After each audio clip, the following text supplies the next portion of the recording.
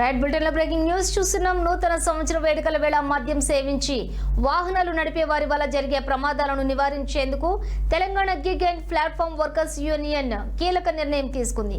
New year పార్టీలో మద్యం తాగిన వారు సురక్షితంగా ఇళ్లకు చేరుకునేందుకు ఉచిత రవాణా సేవలను అందిస్తున్నట్లుగా ప్రకటించింది.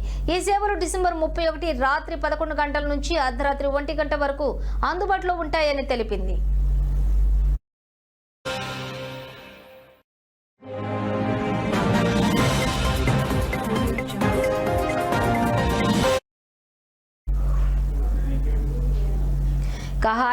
సైబరాబాద్ రాచకొండ పోలీస్ కమిషనరేట్ల పరిధిలో ఎక్కడైనా ఏ సేవలను వినియోగించుకోవచ్చు.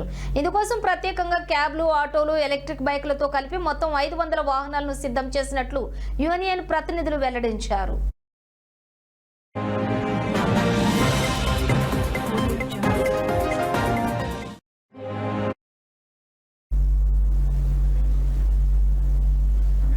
ఇక మద్యం మత్తులో డ్రైవింగ్ చేయడం వల్ల కలిగే అనర్థాలను నివారించి ప్రజల భద్రతకు ప్రాధాన్యత ఇవ్వడమే తమ ప్రధాన ఉద్దేశమని టీజీపీడబ్ల్యూయు పేర్కొంది.